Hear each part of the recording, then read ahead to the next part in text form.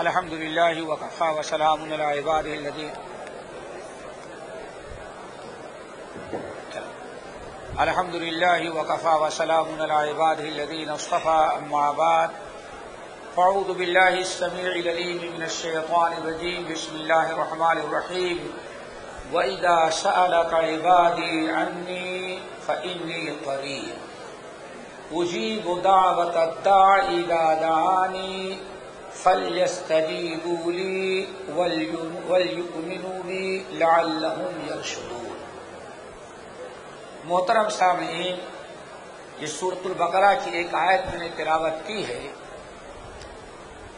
جس آیت میں اللہ رب العالمین نے دعا مانگنے، دعا کے احکام اور دعا کے بعض آداب کو بیان کیا گیا ہے۔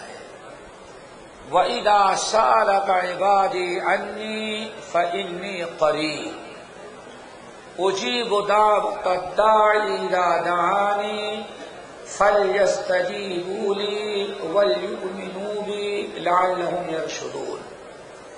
یہ بڑی مشہور آیت ہے۔ بعض حدیثوں میں آیا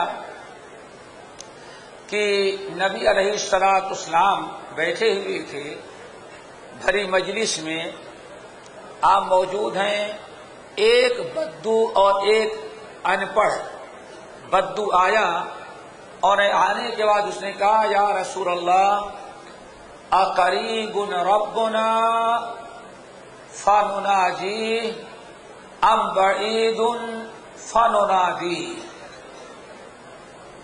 یا رسول اللہ، ہمیں تو اللہ تعالیٰ سے دعا مانگنی چاہیے، لیکن یہ بتائیں اللہ ہمارے قریب ہے، چپکے چپکے مانگیں؟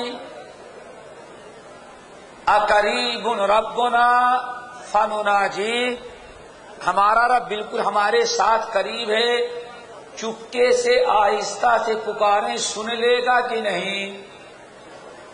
ام بعید فننادی، یا اللہ ہم سے بہت دور رہتا ہے تو خوب بلند آواز سے پکارنا پڑے گا اس کو، بالکل بھولا بھالا بدو، اس کو یہ پتا نہیں کہ اللہ کہاں ہے، اس لیے کہتا ہے یا رسول اللہ آپ بتائیے اگر اللہ بالکل قریب کہیں رہتا ہے تو آہستہ آہستہ بولیں گے تو سن لے گا، تو آہستہ آہستہ دعا مانگیں، اور اگر کہیں اللہ دور بیٹھتا ہے آہستہ آہستہ کہیں گے تو نہیں سنے گا، تو خوب زور سے پکاریں تاکہ اللہ تک ہماری آواز پہنچ جائے۔ اب آپ بتائیے کہ اللہ کہاں ہے؟ اور سوال کرنے کا مقصد ہے کہ ہمیں اللہ تعالیٰ سے دعا مانگنی ہے، اگر قریب ہے تو چپکے چپکے مانگیں گے، اور دور ہے تو خوب زور زور سے مانگیں گے۔ اللہ کہاں ہے آپ بتائیے۔ نبی علیہ السلام ابھی خاموش تھے، اتنے میں جبرائیل امین اللہ تعالیٰ کے پاس سے آ گئے، اور یہ آیت لے کر کے نازل ہوئے کہ اے محمد صلی اللہ علیہ وسلم آپ خاموش نہ رہیے۔ وَإِذَا سَأَلَكَ عِبَادِي فَإِنِّي وَإِذَا سَأَلَكَ عِبَادِي عَنِّي فَإِنِّي قَرِيبٌ، اگر میرے بندے، دیکھیں دین سیکھنے والوں کا یہ مقام و مرتبہ ہوتا ہے۔ ایک انسان، ایک بدو جاہل اتنا ہے کہ وہ اتنا معمولی سوال کرتا ہے اللہ کے نبی اللہ قریب ہے یا کہ دور؟ اگر کہیں ہمارے بازو میں ہے تو آہستہ آہستہ پکاریں دعا مانگیں، اور کہیں دور بیٹھتا ہے تو خوب چلا کر کے بلانا پڑے گا۔ اب آپ بتائیے کہ کہاں ہے؟ آدمی دیہاتی ہے، لیکن دین سیکھنے کے لیے، توحید سیکھنے کے لیے نبی علیہ السلام کے پاس آ کر کے اس نے سوال کیا تو اللہ تعالیٰ نے اس کی کتنا عزت دی، اس کو کتنا اونچا مقام و مرتبہ دیا۔ فرمایا یہ میرا بندہ ہے۔ اللہ تعالیٰ جس سے محبت کرتا اس کو اپنا بندہ۔ وَإِذَا سَأَلَكَ عِبَادِي عَنِّي، اے ہمارے نبی اگر ہمارے بندے آپ سے میرے بارے میں پوچھتے ہیں کہ اے نبی علیہ السلام اللہ کہاں ہے بتائیے، قریب ہے تو آہستہ سے دعا مانگیں، اور دور ہے تو خوب بلند آواز سے پکاریں۔ جب بھی ایسے ہمارے بندے آپ سے آ کر کے میرے بارے میں پوچھیں تو ان کو کہہ دیجئے کہ فَإِنِّي قَرِيب، میں بالکل ان کے قریب ہوں، میں کہیں دور نہیں رہتا، میں بندوں کے بالکل قریب ہوں۔ اس لیے او جی میں بندوں سے کہیں کہ چاہے آہستہ آہستہ مانگے یا زور سے پکاریں، ہمارے لیے دونوں برابر ہے۔ ہم جیسے آہستہ بات سنتے ہیں ویسے ہی چیخنے چلانے زور سے پکارنے والے کی بھی آواز ویسے ہی ہم سن لیتے ہیں۔ اس لیے آپ میرے بندوں سے کہیں کہ اللہ قریب ہے یا دور اس کی پرواہ نہ کریں، ہم ان کی بات ویسے ہی سنتے ہیں جیسے قریب والا سنتا ہے، سمجھو کہ ہم ان کے بالکل قریب ہیں۔ اس لیے بندوں کو کہیے کہ دعا مانگیں۔ اب یہاں ایک چیز، بدو کے سوال کرنے کا کیا مقصد تھا؟ دعا کرنا، اس کا مقصد کیا تھا؟ دعا کرنا۔ اللہ کہاں ہے اس کی پرواہ نہیں، مقصد یہ تھا کہ ہمیں دعا مانگنی ہے، اگر قریب ہے تو چپکے چپکے مانگ لوں گا، اگر کہیں دور رہتا ہے تو زور سے مانگنا پڑے گا۔ مقصد اس کا تھا دعا کرنا، اللہ تعالیٰ سے دعا مانگنا۔ اللہ تعالیٰ نے اس کو جواب کیا دیا؟ جواب کیا دیا؟ وہ سننے کے لائق ہے۔ اللہ نے یہ نہیں کہا کہ میں قریب ہوں ہم سے مانگو، قریب سے کہو جب بھی سنوں گا، دور سے کہو گے جب بھی سنوں گا، نہیں، سننے کی بات ہی اللہ نے نہیں کی۔ فرمایا اجیب دعوت الداعی اذا دعانی، ان سے کہو آہستہ اور زور سے پکارنے کا معاملہ نہیں ہے، بندہ جس حالت میں جیسے بھی دعا مانگتا ہے ہم اس کی دعا کو قبول کرتے ہیں۔ اجیب دعوت الداعی اذا دعانی، جب بھی دعا کرنے والا ہم سے دعا کرتا ہے، مانگنے والا ہم سے مانگتا ہے تو ہم اس کی دعا کو فوراً قبول کر لیتے ہیں۔ فَلْيَسْتَجِيبُوا لِي، بندوں کو چاہیے کہ میری بات کو قبول کریں، وَلْيُؤْمِنُوا بِي، اور چاہیے کہ بندے ہم پر یقین کریں۔ اللہ تعالی نے 3 چیزوں کا وعدہ کیا اس آیت میں، پھر ذہن میں بات رکھیں۔ سوال کرنے والے بدو کا کیا مقصد تھا؟ دعا مانگنا۔ اس نے ایک اللہ کے رسول سے پوچھا ہمیں اللہ سے دعا مانگنا ہے، آہستہ سے مانگے یا زور سے؟ اور اس کا پتہ آہستہ سے مانگنے کی ضرورت کب ہوگی؟ جب ہمارے قریب ہوگا، اور زور سے پکارنے کی ضرورت کب ہوگی؟ جب اللہ ہم سے دور ہوگا۔ معاملہ ہے دعا مانگنے کا، دعا کرنے کا۔ اللہ نے 3 چیزیں بیان کی۔ نمبر 1، ذرا غور سے سنو، اجیب دعوت الداعی اذا دعانی، میرے بندے جب بھی دعا کرتے ہیں ہم ان کی دعا کو قبول کرتے ہیں، پہلی چیز۔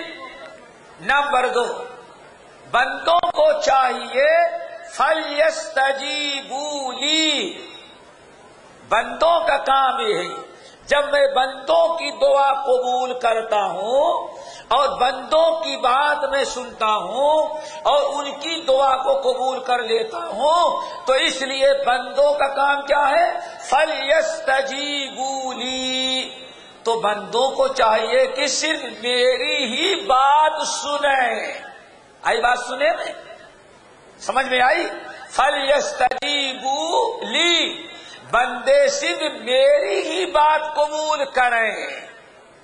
نمبر 2، وَلْيُؤْمِنُوا بِي، اور بندوں کی دعا میں قبول کرتا ہوں، تو بندوں کو چاہیے کہ میری باتوں پر ایمان اور یقین رکھیں۔ 3 چیزیں ہو گئی، اجیب دعوت الداعی فلیستجیبوا لی ولیؤمنوا بی۔ اب پہلی چیز اللہ نے فرمایا بندے جب دعا مانگتے ہیں تو ہم ان کی دعا کو قبول کرتا ہوں۔ سوال کرنے والا کون تھا؟ بدو جانتے ہو؟ نہیں جانتے؟ جانتے ہو کس کو کہتے ہیں؟ بدو کہتے ہیں مسجد میں امام صاحب نماز پڑھا رہے تھے، مسجد میں امام صاحب نماز پڑھا رہے ہیں، وہ بھی اندر والے حصے میں، اور مسجد کافی لمبی ہے، آدمی داخل ہوا، اس کو پیشاب بھی کرنا ہے اور نماز بھی پڑھنی ہے، امام رکوع میں ہے اور بدو کو استنجا کر کے وضو کرنا ہے، وضو کرنے کے بعد نماز میں جانا ہے۔ آئی بات سمجھ میں؟ تو بدو نے آ کے مسجد کے دروازے پر دروازہ پیٹا، یا امام ان اللہ مع الصابرین۔ کیا سمجھے؟ کیا تھا؟ نہیں سمجھ؟ یا امام ان اللہ مع الصابرین، امام جب تک میں وضو استنجا کر کے وضو کر کے رکوع میں نہ مل جاؤں تب تک رکوع سے سبحان اللہ ہونے مرندہ نہیں کہنا، اسی رکوع میں جھکے رہو، صبر کرو، اللہ صبر کرنے والوں کے ساتھ ہوتا ہے۔ اس کو کیا کہتے ہیں؟ یہ ہے بدو۔ آئی بات سمجھ میں؟ اس کو کیا کہا جاتا ہے؟ بدو۔ اتنا ان پڑھ، اتنا گوار۔ نبی علیہ السلام بدو کس کو کہتے ہیں؟ یہ بڑی اہم بات ہم آپ کو بتانا چاہتے ہیں، اس کو ذرا سا اور سمجھ لیں۔ ایک تو بدو اس صدی کا، یہ 15ویں صدی کا بدو اجمان اور امارات کا یہ ہے، سمجھ گئے نا؟ داخل ہوا کیا؟ یا امام، اور چھڑی سے پیٹتا بھی ہے دروازے کو، اصبر ان اللہ مع الصابرین۔ اس کے بعد گیا استنجا کیا، استنجا کر کے وضو کیا، پھر آ کر کے وہ مسجد میں داخل۔ اتنا یہ امام کو پابند کر رہا ہے کہ تم جب تک میں استنجا کر کے فارغ ہو جاؤں اس کے بعد وضو کروں گا، وضو کر کے جب آ کے اللہ اکبر کہہ کے رکوع میں چلا جاؤں گا، اس کے بعد تم سمیع اللہ لمن حمدہ کہنا تاکہ مجھے رکعات مل جائے۔ دیکھا آپ نے؟ اس کو کیا کہا جاتا ہے؟ بدو۔ اور نبی علیہ السلام کے زمانے کا بدو آیا، نبی علیہ السلام کے پاس بیٹھ گیا، بیٹھا رہا، بات چیت ہونے لگی، اس کو پیشاب آیا۔ کیا آیا؟ پیشاب آیا۔ تو اب سوچتا ہے باہر کیوں جائے پیشاب کرنے کے لیے، تو بس اس نے سوچا ادھر یہ لوگ بیٹھے، ادھر منہ کر کے نہیں پیشاب کروں گا، کیوں؟ یہ لوگ دیکھ لیں کہ صدر چھپانا چاہیے، اس لیے وہ چلا گیا دیوار کی طرف، کھڑا ہوا، لنگی اٹھایا، کندورا اٹھایا پورا، اور اسی دیوار، مسجد کی دیوار پر پیشاب کرنے لگا۔ صحابہ کرام بڑے غصے میں، مارو اس کو، مارو اس کو، یہ ہے بدو۔ اللہ رسول نے فرمایا خاموش ہو جاؤ، پیشاب کرنے دو، رک جاؤ، اس کو پیشاب کرنے دو۔ جب اتنا بدو ہے اس کو پیشاب کرنے کا پتہ نہیں یہاں کرنا چاہیے یا نہیں، اگر تم دو لوگ ڈانٹے اور تمہاری طرف مڑ گیا انداز، تب کیا اثر ہوگا؟ یہ ہے بدو، سمجھ گئے نا؟ اسے کون سا ہے؟ بدو۔ اللہ اکبر۔ اللہ کے رسول نے اس کو پیشاب کرنے دیا، پیشاب کر لیا تو اللہ رسول نے ایک بالٹی پانی منگایا، تو جہاں اس نے پیشاب کیا تھا پانی ڈال دیا، اور صحابہ کو سمجھایا دیکھو اس نادان بدو پر تم لوگ غصہ ہو رہے تھے، حالانکہ مسجد اتنی آسانی سے پاک ہو گئی، صحابہ کو غصہ ہونے سے منع کر دیا، پھر بدو کو بلایا، آپ نے فرمایا دیکھو یہ مسجد جو ہے یہ نماز کے لیے، اعتکاف کے لیے، عبادت کے لیے، تلاوت قرآن کے لیے بنائی جاتی ہے، یہ پیشاب کرنے کے لیے نہیں بنائی جاتی۔ اب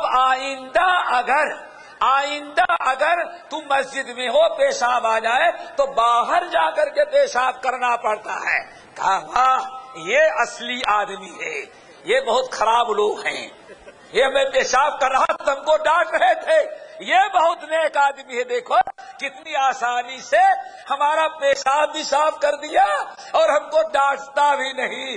تھوڑی دیر کے بعد ہاتھ اٹھایا، دعا کرنے لگا، اللہم ارحمنی و محمدا ولا ترحم معنا احدا۔ اب دعا مانگتا ہے، اے اللہ اپنی رحمتیں ہم کو دے دے، ہم سے جو بچے گی محمد کو دے دینا، اور ان میں سے کسی کو اپنی رحمت نہیں دینا۔ دیکھا آپ نے اس کو کیا کہا گیا؟ یہ بدو ہے۔ اللہ اکبر، اتنا جاہل، اتنا بدو اللہ کے رسول سے پوچھ رہا ہے، اے اللہ کے رسول ہم دعا کیسے مانگیں؟ دور ہے یا قریب ہمارا رب؟ آپ بتائیے، اگر قریب ہے تو آہستہ مانگیں اور دور ہے تو زور سے مانگیں۔ اللہ نے کیا جواب دیا؟ اجیب دعوت الداعی، اے ہمارے نبی اس بدو کو کہیں کیوں پریشان ہے، یہ دعا مانگے، اس کی دعا کو ہم قبول کریں گے۔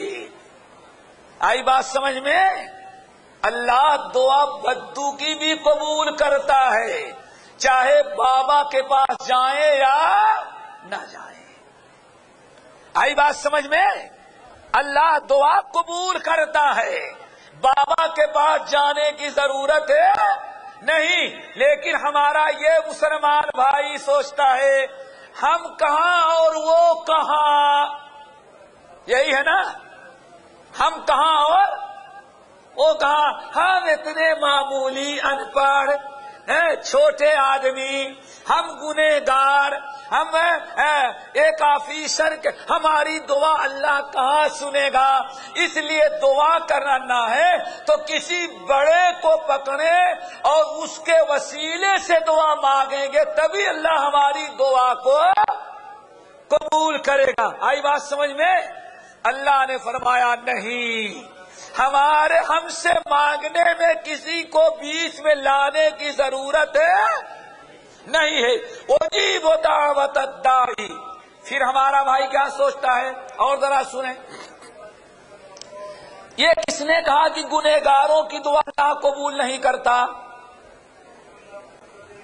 یہی لوگ سوچتے ہیں بھائی ہم اتنے گنہگار، ہماری دعا کہاں قبول کرتا ہے؟ ابھی تو آپ نے سن لیا، اللہ نے دعا کس کی قبول کی؟ بالکل ان پڑھ بدو، جس کو یہ بھی پتا نہیں کہ اللہ رہتا کہاں ہے، دعا کیسے مانگی جائے، اتنا ان پڑھ، اتنا بدو، ایسا جاہل انگوٹھا چھاپ، اتنا معمولی آدمی، اللہ نے فرمایا یہ بھی دعا مانگے گا تو اس کی بھی دعا ہم قبول کرتے ہیں۔ پتا چلا جیسے بڑوں کی دعا اللہ قبول کرتے ہیں، ویسے چھوٹوں کی بھی دعا اللہ قبول کرتے ہیں۔ اب دوسری چیز، ہمارے بہت سارے بھائی کہتے ہیں کہ بھائی ہم بڑے گنہگار ہیں، اللہ گنہگاروں کی کہاں سنے گا، اس لیے نیک لوگوں کو وسیلہ پکڑتے ہیں تاکہ نیک لوگوں کی برکت سے ہماری دعا قبول ہو جائے، یہی کہتے ہیں نا لوگ۔ اب آؤ قرآن پاک سورہ زمر، کیا سورہ زمر، قل یا عبادی الذین اسرفوا علی انفسہم لا تقنطوا من رحمت اللہ ان اللہ یغفر الذنوب جميعا انہ هو الغفور الرحیم۔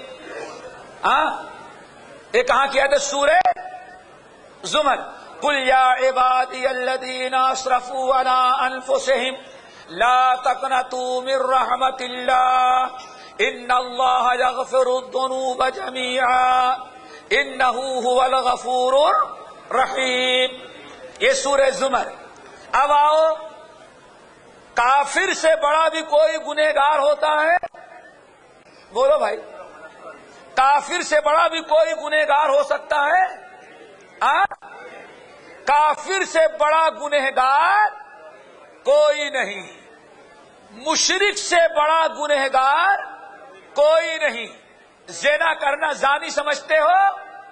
زانی سے بڑا گنہگار کوئی نہیں، قاتل سے بڑا گنہگار کوئی نہیں۔ حدیث کے اندر آیا، کچھ لوگ، کچھ بت پرست کافر مشرکین، یہ اپنے کفر و شرک سے توبہ کر کے اسلام لانا چاہے۔ بات سمجھ میں آ رہی ہے نا؟ کون تھے؟ کافر مشرک۔ یہ لوگ جب مسلمان ہونے لگے اور اسلام لانے کے ارادہ کیا تو ابلیس ان کے پاس پہنچ گیا۔ کیوں؟ ابلیس سوچ رہا تھا ہم نے زندگی بھر ان سے کفر شرک کرا کر کے ہم نے جہنم کا مستحق بنایا، اب یہ مسلمان ہو گئے تو ہماری زندگی بھر کی ساری محنت رائے گا اور برباد گئی۔ ہم نے ان سے گناہ کروانے میں جو محنت کی تھی وہ ساری بیکار جائے گی۔ اس لیے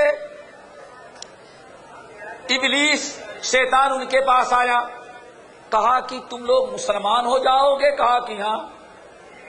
کہا کہ تمہارے مسلمان ہونے سے کیا فائدہ ہوگا؟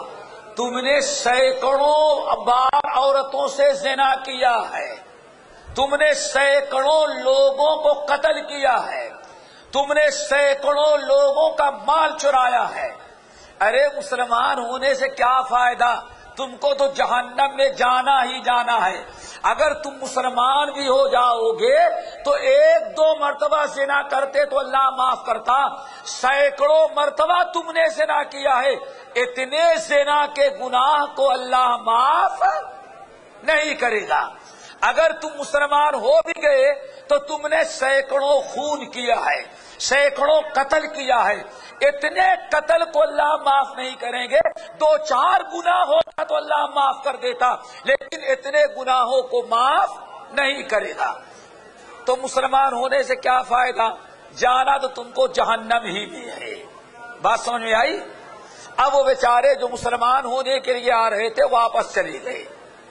اب وہ سوچتے ہیں مسلمان ہونے سے کوئی فائدہ نہیں، جب اتنا گناہ میں نے کیا ہے اللہ دو چار گناہ معاف کرے گا، دو چار زنا اور چوری معاف کرے گا، اتنا تھوڑی معاف کرے گا۔ زندگی بھر بت پوجے ہیں، زندگی بھر زنا کیے ہیں، زندگی بھر ہم نے لوگوں کو قتل کیا ہے اور ہم نے لوگوں کو مال لوٹا ہے، اتنے گناہوں کو اللہ معاف نہیں کرے گا۔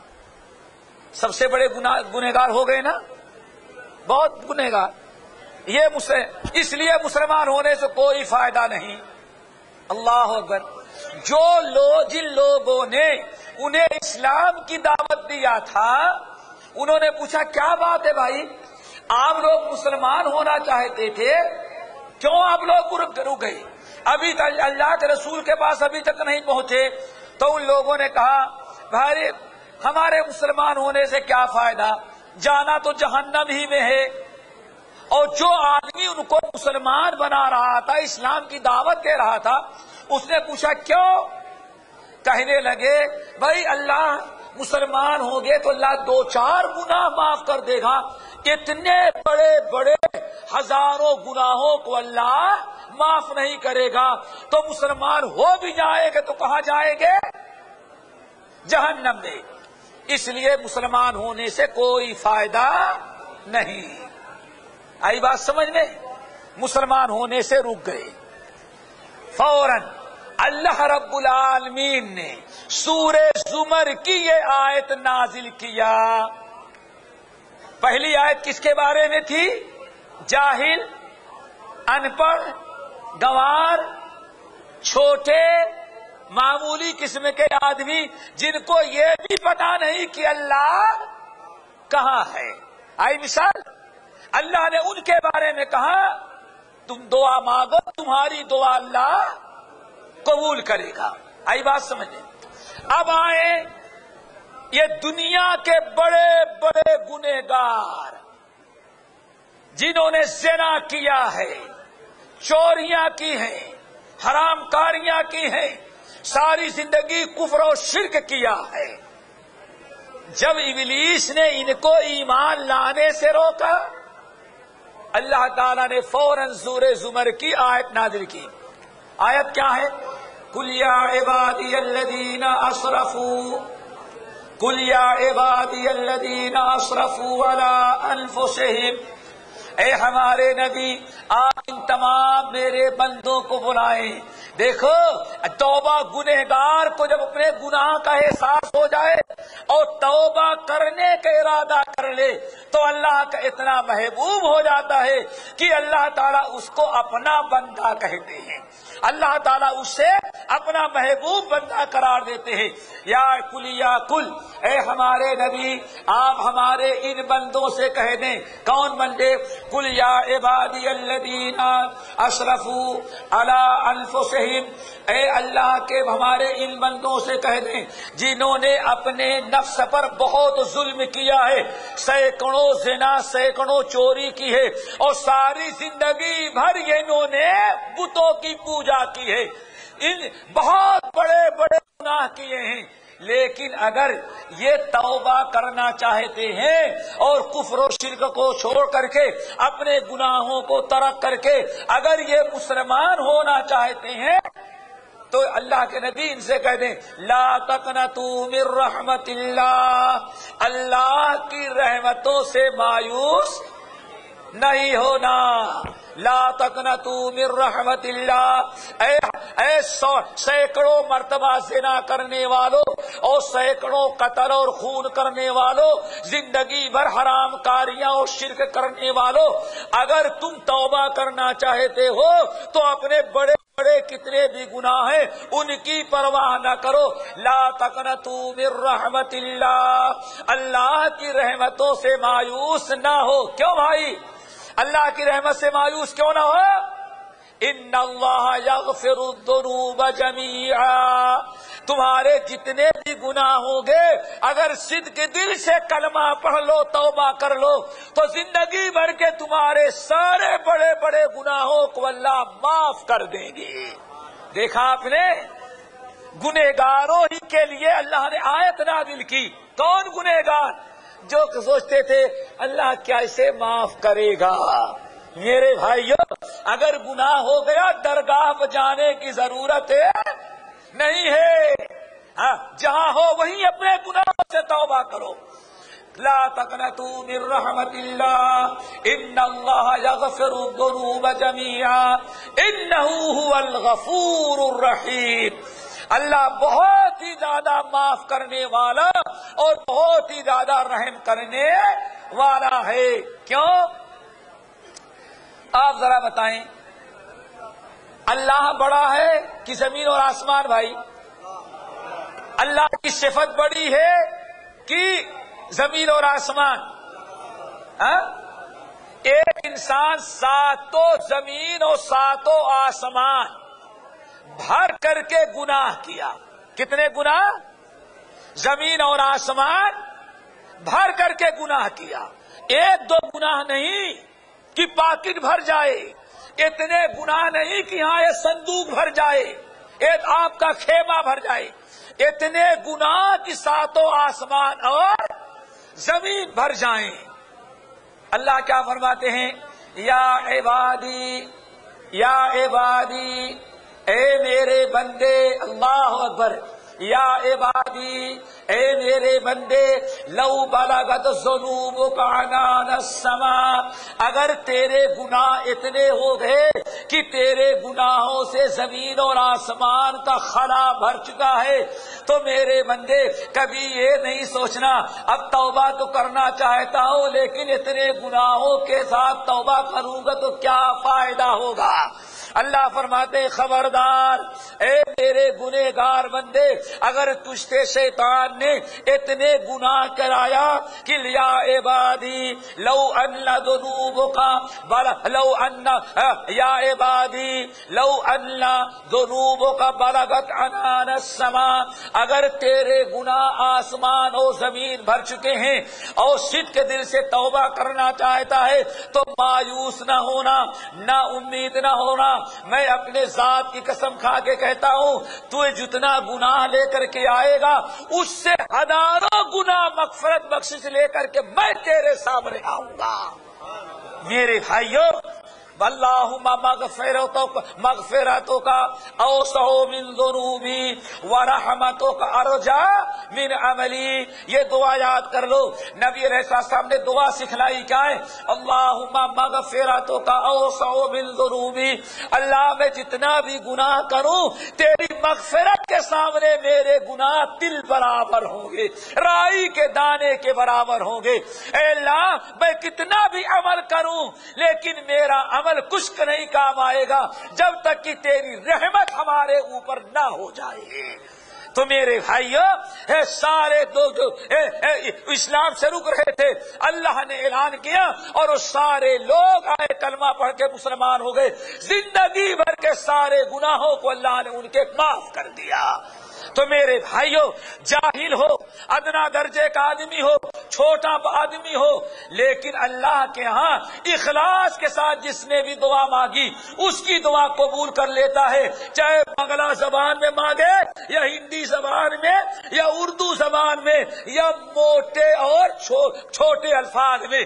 ارے بھائیو، ایک جاہل آدمی نادان وہ دعا کرنے لگا، دعا یہ کہنا چاہتا تھا اللہم انت ربی وانا عبدک، اے اللہ آپ میرے رب ہیں، آپ میرے پالنہار ہیں، آپ میرے مالک ہیں، آپ میرے مشکل کشا ہیں، آپ میری دکھ درد کو دور کرنے والے ہیں اور میں تیرا چھوٹا سا بندہ ہوں۔ یہ دعا مانگنے کے لیے اٹھا، دعا کیا مانگنے لگا؟ کیا دعا مانگ رہا ہے؟ اللہم انت ربی وانا عبدک، وہ دعا یہ کہنا چاہتا ہے اے اللہ میں مصیبت زدہ ہوں، آپ میرے رب ہیں، آپ میرے خالق ہیں، آپ میرے رازق ہیں، آپ مشکل کشا ہیں، آپ پریشانی دور کرنے والے ہیں اور میں تیرا بندہ ہوں۔ لیکن جب دعا مانگنے لگا تو اس نے کیا کہا؟ اللہم انت عبدی وانا ربک، اللہ میں تیرا مالک تو میرا بندہ۔ اللہ اکبر، صحیح بخاری کی روایت۔ جب دعا مانگنے لگا تو کیا منہ سے نکلا؟ اے اللہ تو میرا بندہ میں تیرا رب۔ اللہ نے اس کی بھی دعا کو قبول کر لیا۔